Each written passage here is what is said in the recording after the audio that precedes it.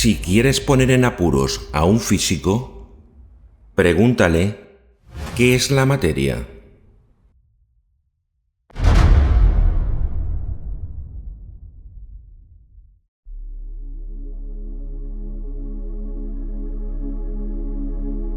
Un ejemplo notable de la similitud entre los descubrimientos de la ciencia y los de ciertas tradiciones espirituales es que ambos revelan que la materia no es lo que parece. Para muchas tradiciones espirituales, la materia es una ilusión, en especial para el hinduismo y el budismo, los cuales contemplan la idea de Maya, el velo de la ilusión que cubre la percepción sensorial.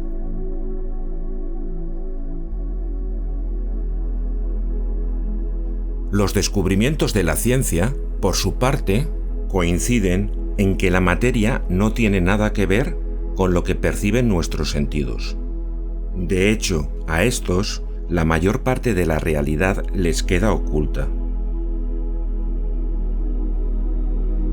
Parece que los sentidos nos dicen inequívocamente que vivimos en una realidad de materia sólida y duradera. Sin embargo, estos sentidos son extremadamente limitados. Los ojos solo detectan la luz visible, una pequeñísima parte del espectro electromagnético, que también incluye una innumerable multitud de ondas diferentes. Si este sentido no estuviera limitado a ver únicamente una estrecha banda del espectro electromagnético, veríamos una realidad completamente diferente.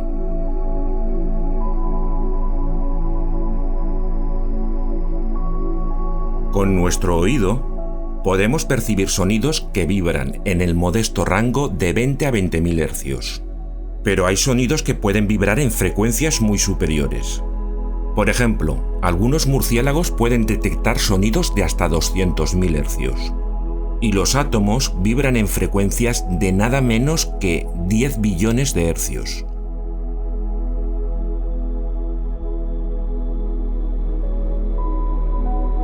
Nuestros sentidos del olfato, el gusto y el tacto son también muy limitados. Solo podemos oler compuestos muy específicos transportados por el aire, y únicamente podemos percibir algunos sabores muy específicos de los alimentos que ingerimos. Por su parte, el sentido del tacto nos dice muy poco de lo que estamos tocando. Solo nos da cuenta de ciertas propiedades básicas, como la textura, dureza y temperatura.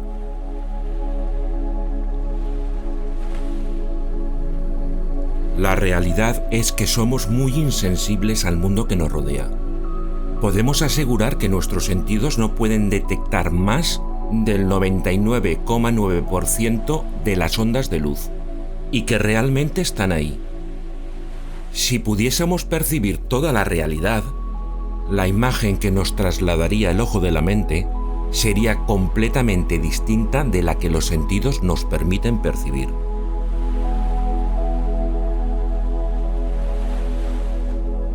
Seguro que recordamos los diagramas del átomo de algún libro de texto de ciencias de la escuela primaria. Mostraban un núcleo compuesto por protones y neutrones, rodeado de electrones. En sexto, construíamos maquetas del átomo. Llegábamos a casa y enloquecíamos a nuestros padres que intentaban ayudarnos a modelar pequeñas pelotas de plastilina e insertarlas en un alambre para formar un círculo.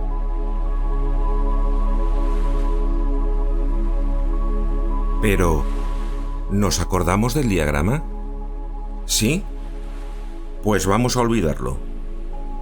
El diagrama continúa en los libros de texto porque se sigue creyendo que es útil para la enseñanza, pero es completamente engañoso.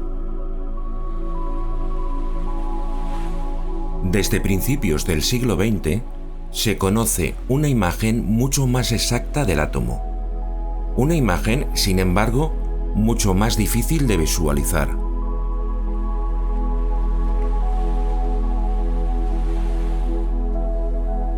El primer problema del típico diagrama de los libros de texto es la escala. El diagrama más habitual es el del átomo de hidrógeno, pues es el más sencillo. Un protón en el núcleo y un electrón orbitando a su alrededor. Pero si el tamaño del núcleo del protón del átomo de hidrógeno realmente fuera tan grande como se representa, para que la escala fuera correcta, el electrón debería estar a varios kilómetros de distancia.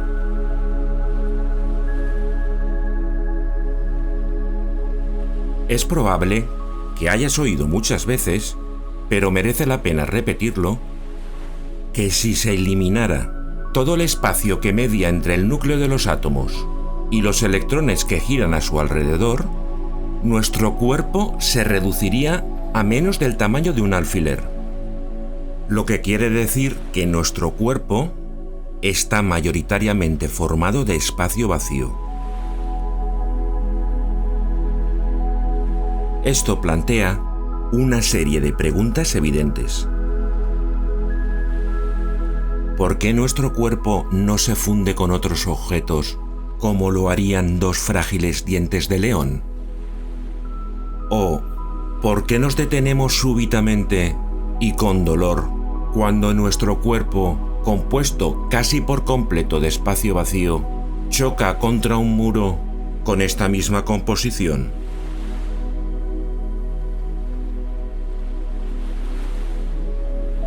Buenas preguntas que nos llevan al segundo problema del diagrama.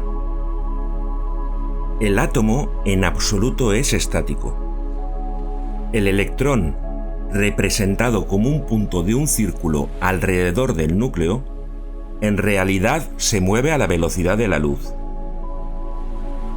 En el tiempo que se tarda en escuchar esta frase, un electrón habrá dado la vuelta alrededor del núcleo billones de veces. Moviéndose a la velocidad de la luz, el electrón genera una especie de caparazón permanente de energía luminosa en torno al núcleo. Los átomos mayores, con su mayor cantidad de protones y por consiguiente mayor número de electrones, generan lo que normalmente se describe como una nube de electrones alrededor del núcleo. La palabra nube sugiere algo blando y flexible, pero en este caso no lo es. Cuando un átomo, rodeado del campo de fuerza de los electrones que giran a su alrededor, entra en contacto con el campo de fuerza de los electrones que también giran de otro átomo, pueden ocurrir varias cosas. Pueden rebotar uno en otro y cada uno seguir su camino. O uno de los átomos puede tomar electrones del otro o dárselos en un proceso que cambia a los dos átomos. O bien estos pueden compartir electrones en un intercambio que los une, de modo que los átomos se pueden disponer de formas estables conocidas como moléculas.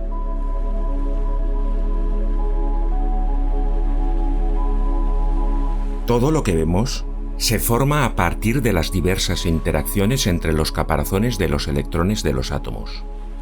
Pero hay algo que esos caparazones de átomos en condiciones normales no pueden hacer: destruirse.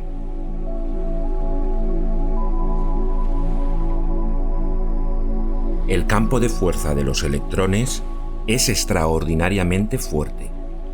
Es posible romperlo arrancando electrones de los átomos simples, como el hidrógeno, dejando así libre al protón. Pero si no se controla minuciosamente este proceso, ese protón tomará casi de inmediato un electrón de algún otro átomo servicial y se formará de nuevo el campo de fuerza. Esta nube de electrones, similar a un campo de fuerza que orbita alrededor de todos los átomos, es lo que impide que nuestro cuerpo, compuesto mayoritariamente de espacio vacío, se incruste en otros objetos también compuestos en su mayor parte de espacio vacío, o que se hunda en el suelo que pisamos. Un buen símil visual es el de una caja de cartón grande llena a rebosar de pelotas de ping-pong, todas ellas huecas, la cual soportaría fácilmente nuestro peso si nos sentáramos sobre ella. Del mismo modo, el suelo sustenta bien nuestro peso, aunque la Tierra esté compuesta de espacio vacío en un 99,9%.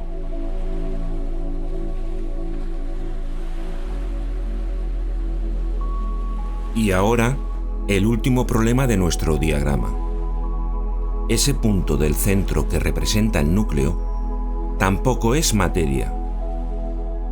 Al igual que el campo de fuerza del caparazón de electrones de energía en continuo movimiento que rodea los protones y neutrones del núcleo, estos últimos, los protones y neutrones, también están compuestos de energía, la cual se mueve a la velocidad de la luz.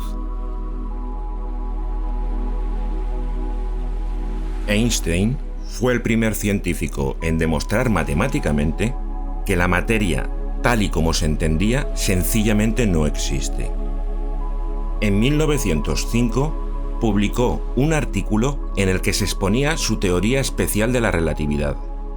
Por primera vez comprobó que el núcleo del átomo en realidad era una forma de energía de frecuencia supercondensada.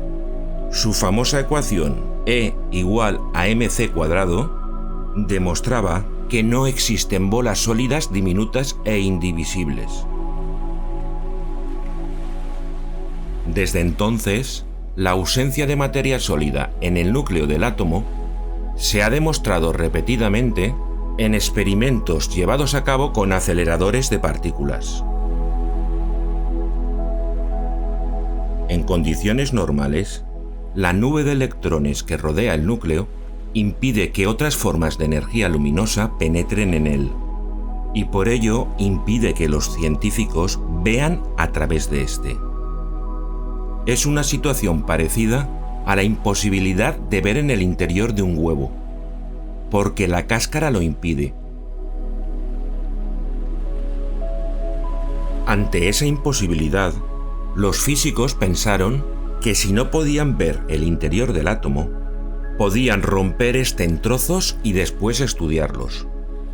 Lo que sería más o menos como romper el huevo y analizar su contenido. En 1929, Ernest Lawrence, de la Universidad de California en Berkeley, inventó el primer colisionador de átomos. El colisionador de Lorentz es el enésimo antepasado del Gran Colisionador de Hadrones, construido en el CERN, en Suiza. Y lo que desde entonces se ha descubierto no se parece en nada al simple diagrama del átomo de nuestro libro de física.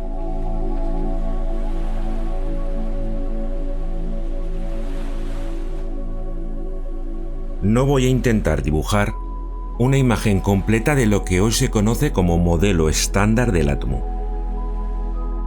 A la mayoría de las personas les abruma la luz de términos empleados en este modelo para describir las partículas que se han identificado en los experimentos llevados a cabo con los aceleradores de partículas. Los quark, bosones, hadrones, fermiones, fotones, gluones, mesones, bariones y leptones son solo un puñado de nieve de esa luz de términos del modelo estándar que sepulta el Lego en la materia.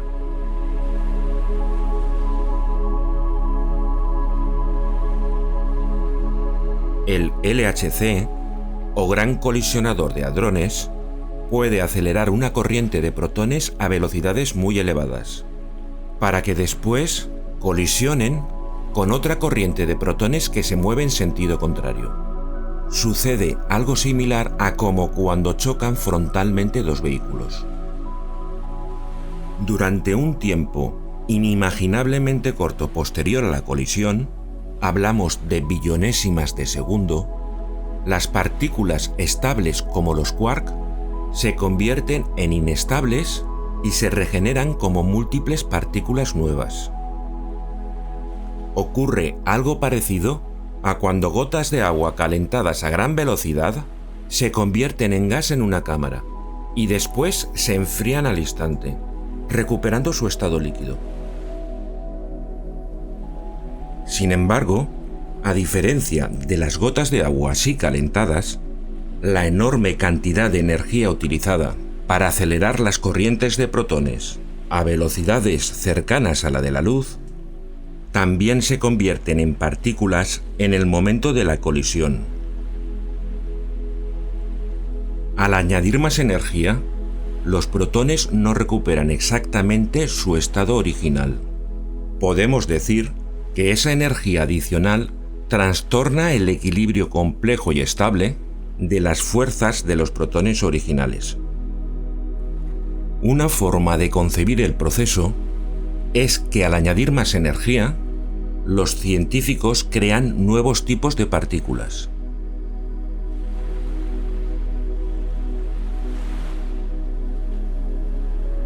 Los experimentos llevados a cabo con aceleradores de partículas han desvelado que el núcleo del átomo es básicamente un equilibrio vibrante y dinámico de fuerzas de alta energía.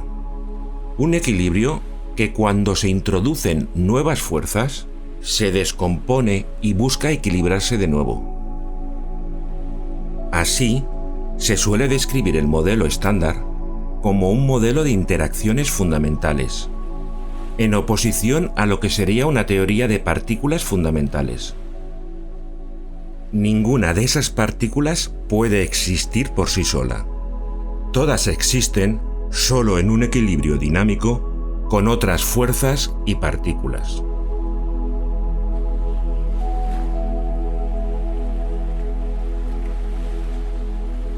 Pero aún es más.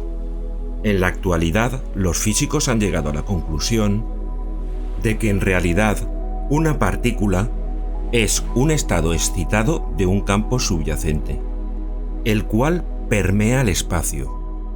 Una idea que se conoce habitualmente como teoría de campos o teoría cuántica de campos. Es difícil visualizar este concepto, lo sé, pero para intentar comprenderlo, pensemos que lo que en realidad sucede es que no hay partícula, nunca la hubo, y que la ilusión de las diversas partículas no son más que diferentes estados de excitación sobre puntos concretos de un campo subyacente. En realidad, los científicos nunca han podido ver ninguna de las partículas sobre las que teorizan.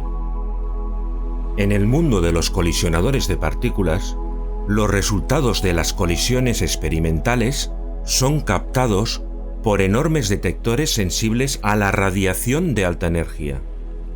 Estos detectores ofrecen imágenes espectaculares, de lo que al ojo inexperto le parece una gran explosión.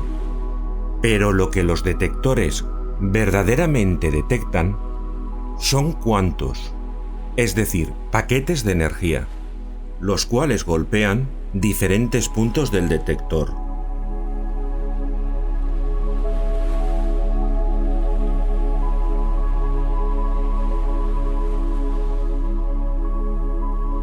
Así pues, el deseo de clasificar el reino subatómico en términos de partículas no es sino el reflejo de cómo interpretamos el mundo cotidiano, tal y como nuestros sentidos lo revelan.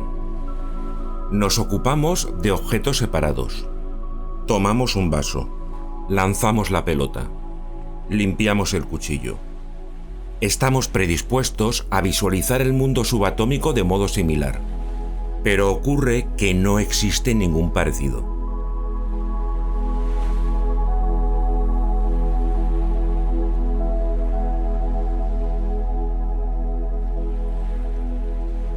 Todo lo que percibimos, desde el mundo aparentemente sólido que nos rodea hasta la propia sensación de peso, es energía, como así lo demuestra el reciente descubrimiento del campo de Higgs. La materia es realmente una ilusión propia de un espectáculo de luces. En su solidez aparente, realmente se oculta un baile fluido de energía.